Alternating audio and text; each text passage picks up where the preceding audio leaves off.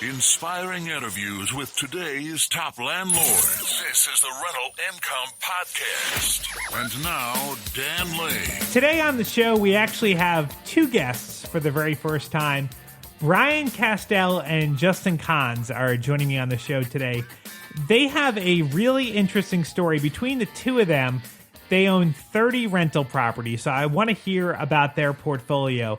And then I also want to talk about some creative financing. They actually own a business where they lend money, and I want to talk to them about a creative way that you can get financing for a rental property.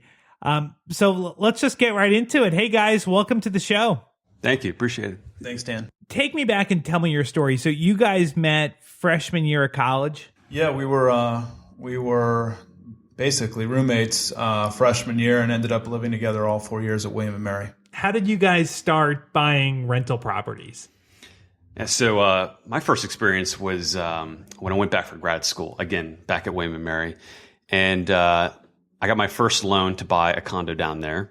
And then it kind of got in my head that maybe I can lease it out. So were you living in the condo and maybe renting out? Okay, so I decided to buy a 2-bedroom instead of a 1. And then try to lease one out to another grad student. Okay. And that worked out well. And I got really hooked on it. Were you covering the mortgage with the rent payment? Essentially it was, yeah. Awesome. Yeah, awesome. exactly. Okay. So again, just kind of got hooked from there and on how well that was working. And then so that you started buying more properties then?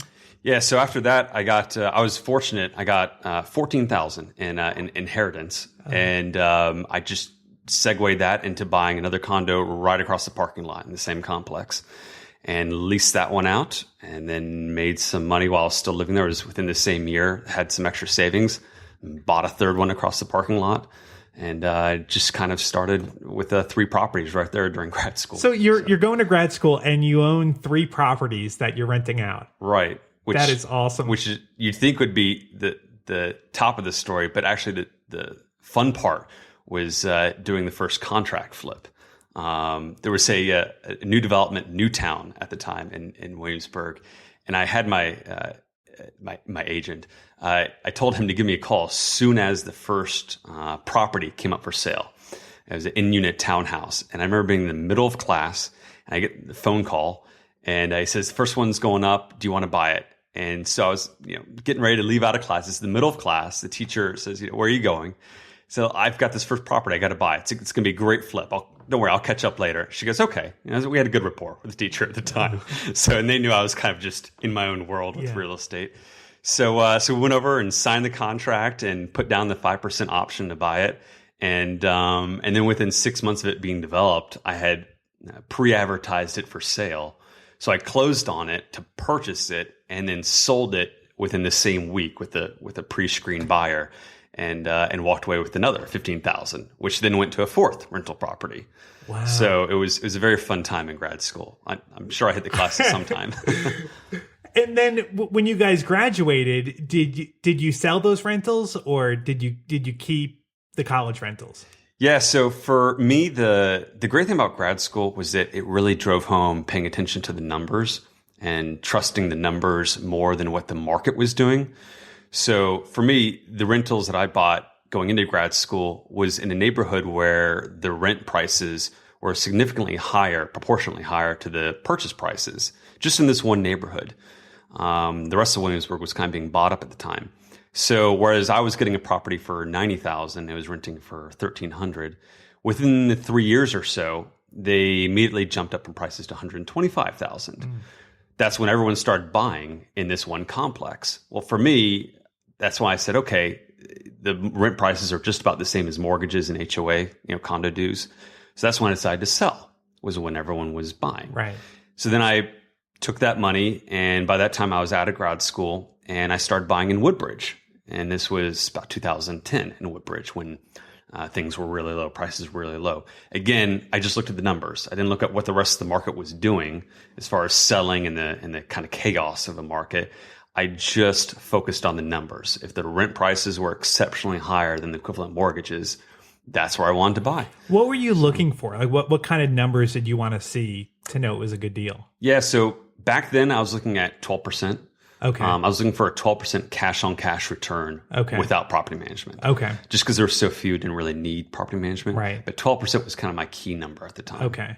Then you started buying more properties, kind of as luck would have it, at the bottom of the market. Yeah, I started buying in Woodbridge, and one of the best things I did, advice I got, was find a realtor with local knowledge.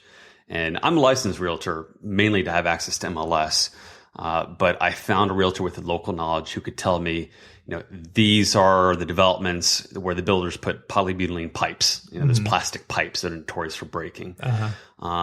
This is a very solid neighborhood. This has a high turnover. This doesn't. So I got a local realtor where we literally took a map and we drove around Woodbridge with my ABC map, and I highlighted the neighborhoods that I wanted to start targeting. And that was where I started picking out the first rental properties I wanted. And were you buying foreclosures? Or no, these were short sales. Okay. Mm-hmm. Okay. There's more for and short sales. So you're buying them off the MLS, putting in a bunch of offers. Yep. Just writing up, low offers on numbers that hit my cash flow numbers. And some hit and some didn't hit. Okay. That's how it went. Like, how many offers would you have to put in to get a deal? Well, back then, not a whole lot. Okay. Now you have to put in a whole lot more. Virginia is very hard to get deals, but we're essentially doing the same thing in Maryland now. One other thing that you guys are doing that I think is really interesting, and I want to talk about a little bit here, is in addition to buying rentals, you guys also started a business where you're lending money to other investors. Is that right? I'd say it was a few years after college when it really got kicked off. I started investing in secured notes when I was a kid. And the gentleman that I started investing with became a business partner, I'd say, when I was 24. And how old were you when you were investing in secure notes? I started when I was 13. How does a 13-year-old learn how to invest in secured notes? Well, I don't know if the 13-year-old really cared back then, but the 13-year-old's father told him what he was doing with his cash. Okay. Basically, long story short, Jewish, had a bar mitzvah, made some money, and I rolled that into a secured note. And then by the time I'd say I was 21, I took all that money out. The money had just, the interest I kept pouring in back into the, into the note, into the business that I was investing in at the time.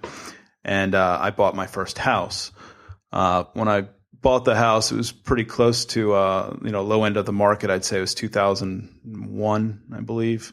And a couple years later, I actually got a home equity line of credit, which was insane. It was probably about $150,000 line of credit for a 23-year-old. Wow. So I took that money back out. I was borrowing it from the bank at, 4% maybe. And I gave it back to the gentleman that I was investing with. And at that time, I said, okay, explain to me what you were doing with my money for the last, 10, 11 years.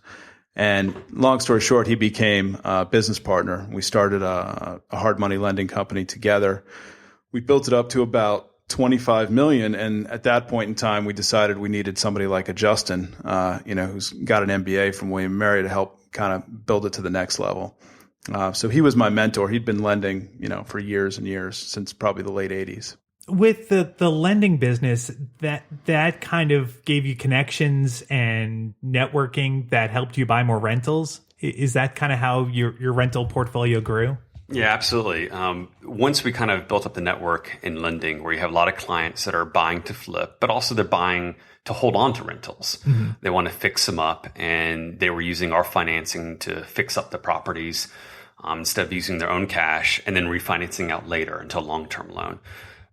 Just doing that helped us build up a network because a lot of people own rentals and a lot of people have different needs at different points in their lives. So there'd be an owner with a lot of rental properties, like two we recently picked up in Maryland, where he needed money to expand his business. So he let a couple rental properties go to us. We bought it, all cash. We got a discount because a realtor wasn't involved. Great cash flowing. He had completely renovated them. We, just like that, you can just keep on picking up rental properties without doing a whole lot of work. A lot of people in my audience are interested in creative ways that they can finance rental properties. And I think hard money is one of those things that people maybe don't understand exactly how they can use it to their advantage, or maybe they don't even know what it is. I wanted to see if you could maybe walk us through why somebody would want to use hard money to buy a rental property. So the traditional way to buy a rental property would be to go to a bank. Most banks are going to want you to put down between 20 and 25% to get an investor loan. Another strategy would be to go to a hard money lender. So walk me through this. So let's just say that someone finds a smoking deal on a rental property, but that house needs some work. You're going to have to fix it up before you can rent it out. How could somebody use hard money to finance that deal and put very little or maybe even none of their own money into the deal? Sure. Well, the key word there is if they have a smoking deal. Equity is the real key for us. So we'll lend up to 70% of a property's fair market value. Okay. A traditional bank will say, okay, we'll lend up to 70% of the purchase price. So if you do have a smoking deal, say a property that's worth $100,000, and you can get it for $70,000 or $75,000, you only have to put down the difference. So we can lend $70,000. The better you buy it, the less you have to put down. So if you do have a smoking deal, you can almost completely use our own leverage to purchase it. So you wouldn't so if you found that $100,000 property that you're buying for $70,000, you would lend $70,000 on it, and the buyer wouldn't need a down payment at all? Yeah, they essentially wouldn't. We always like to see for a first time have what we call a little bit skin in the game, so a little bit of a down payment. But most of our clients, I'd say about 80 to 90% are repeat clients where they've done their first one, they successfully rehabbed the property and then refinanced it out so they could hold on to it. Then we're not looking so much with skin in the game. We know they're proven and they can come back. And if they're buying it well, we'll finance 100%. The second part to that strategy, and really the key to the whole thing, is they need to get you guys out of that loan as soon as possible. Say with that example of the $100,000 house that they got for $70,000, maybe they did some work to it, fixed it up a bit. Now the house is worth $150,000. They've got to refi with a traditional lender at that point, and they've just created all this equity because they bought the house for $70,000. Now it's worth $150,000. They've got to get you out of the loan because you're going to be charging them a really high interest rate for that short-term loan. What is a typical rate that a hard money lender would charge for that short-term loan? Yeah, so the going interest rate for us is about the industry benchmark, which is 12%. Okay. That's on an annualized basis. So really for short-term loans, the only way you can really look at us is 1% a month. Okay. So 12% annualized is 1% a month. The average time for our loans over the last decade is 6 months. Okay. So if someone gets in, they buy it, they use their cash or our cash to rehab the property, bring it to an appraisable condition, meaning it's move-in ready, it can qualify for bank financing. And then usually 6 months is about the benchmark where a bank will say, we'll consider the new appraised value of the property, not the original purchase price, but the new appraised higher value of the property. And we'll give you a refinance of 80% of that value. So that allows them to not only take out our loan, but in many cases cover the previous closing costs they paid for the loan and some of the cash they put in for the rehab.